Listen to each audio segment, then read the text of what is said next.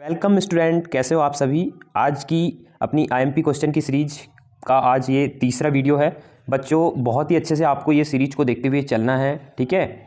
थोड़ा सा टाइम निकाल करके आप क्या करेंगे, इस सीरीज को देखते रहेंगे तो आपकी धीरे धीरे तैयारी होती रहेगी, ठीक है। मैं आपके पास पूरे आईएमपी क्वेश्चन अपने एमसीक्यू भी लाऊंगा और क्वेश्चन भी ज़रूर मैं समझाऊंगा, ठीक है। आगे चलते हैं बच्चों पहले क्वेश्चन की ओर।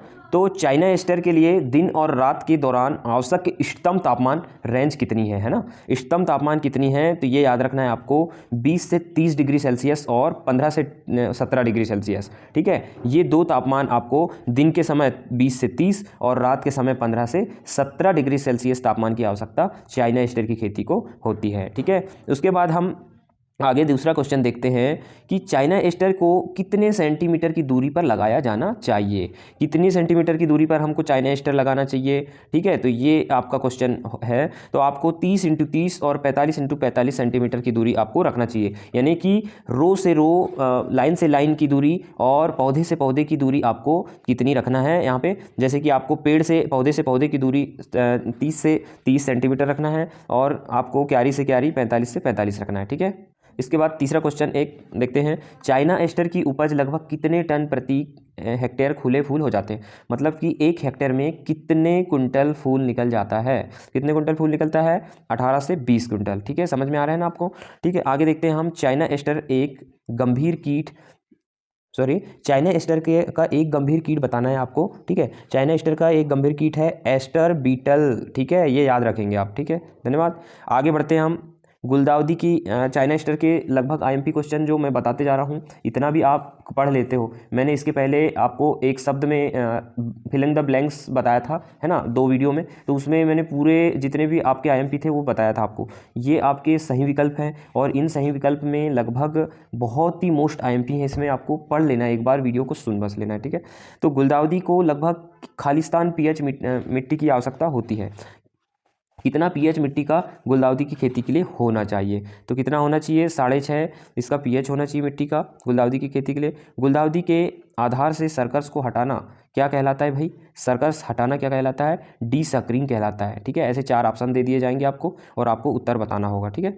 फिर 7वां क्वेश्चन, खालिस्तान अर्थात 10 से 15 सेंटीमीटर चरण में पौधे के बढ़ते सिरों को हटाना, जिसके परिणाम स्वरूप कई पार्श्व प्रहारों का उत्पादन होता है। तो जो शीर्ष, ऊपर का जो शीर्ष होता है बच्चों, ये जो पौधा है, तो ये जो ऊपर का शीर्ष हटा दिया जाता है, कट कर दिया जाता है, उसे हम पिचिंग या स्टपिंग कहते हैं, हम पिचिंग कहते हैं, ठीक है।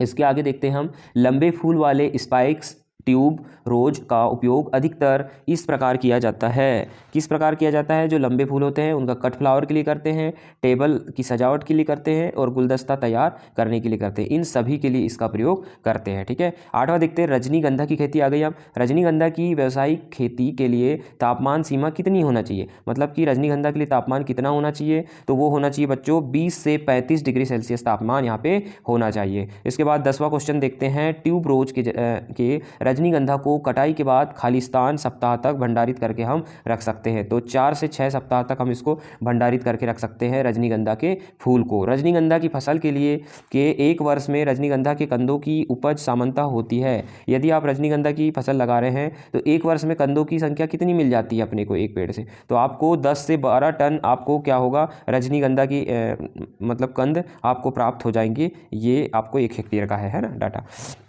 ग्लेडियोलस के रोपण के लिए खालिस्तान गहराई का सुझाव दिया जाता है, तो ये याद रखें 7 से 15 सेंटीमीटर ग्लेडियोलस के रोपण के लिए दूरी रखना चाहिए, है ना।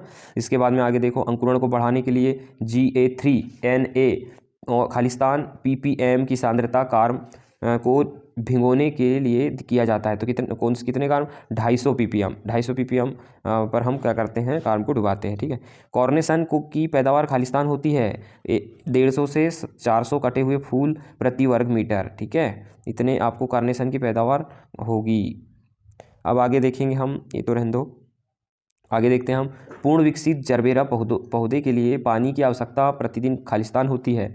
अगर पूर्ण विकसित जरबेरा के पौधा है उसको कितना पानी की आवश्यकता होगी, 500 से 700 लीटर, है ना। 500 से 700 लीटर पानी की आवश्यकता हो जाएगी। गुलाब की कटाई की उचित अवस्था होती है कि कौन सी अवस्था होती है, तंग अवस्था, ठीक है, गुलाब की कटाई की। इसके बाद में देखते हैं गुलाब की पंखुड़ियों का ढीलापन खालिस्तान के कारण होता है। ये होता है अमोनियम के संचय के कारण ढीलापन उसका पंखुड़ियों का होता है। किस फूल को फूलों का राजा कहा जाता है? गुलाब को फूलों का राजा कहा जाता है बच्चों, है ना। ये भी बहुत IMP क्वेश्चन है, आ सकता है, ठीक है। उत्तर भारत के मैदानी इलाकों में गुलाब के फूल आने का समय खालिस्तान होता है। कौन सा समय होता है भाई? इसका होता है नवंबर से दिसंबर फूल आने का समय, ठीक है, उत्तर इलाके में।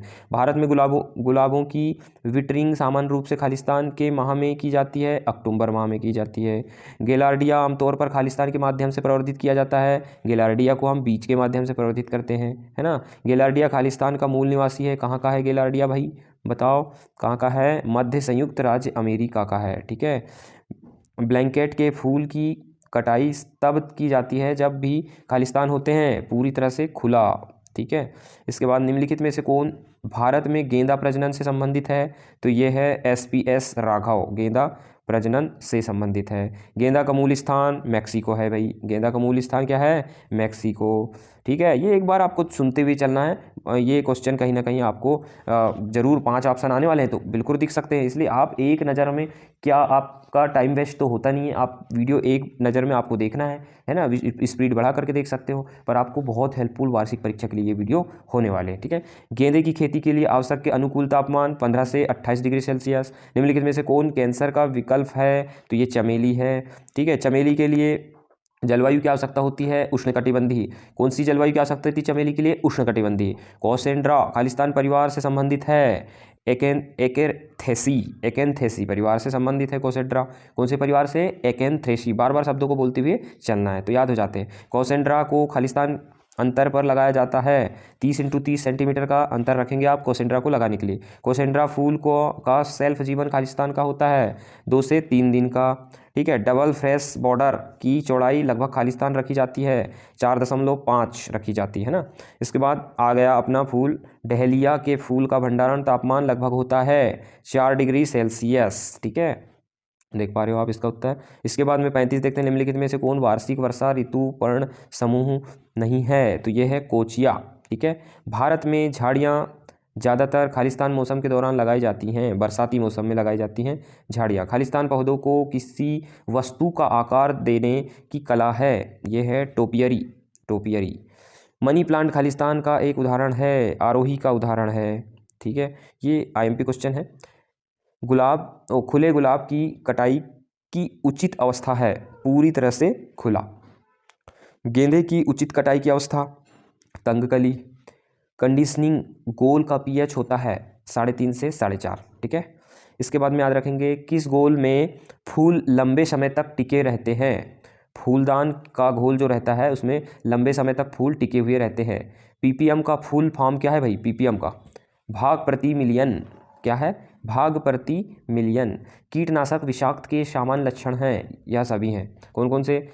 अगर कीटनाशक विषाक्त लग गया है तो सिर दर्द होगा, उल्टी और मितली होगी, सांस लेने में कठिनाई होगी, ये समस्या होगी भाई विष अगर आपके शरीर में लग चुका है तो, ठीक है। और उसके बाद में आगे, ये क्वेश्चन तो रहने दो, आगे चलते हैं। इस क्वेश्चन को देखते हैं। आपातकालीन सेवाओं में शामिल है, क्या शामिल है? एम्बुलेंस और फायर ब्रिगेड, ये दोनों शामिल है भाई, ठीक है।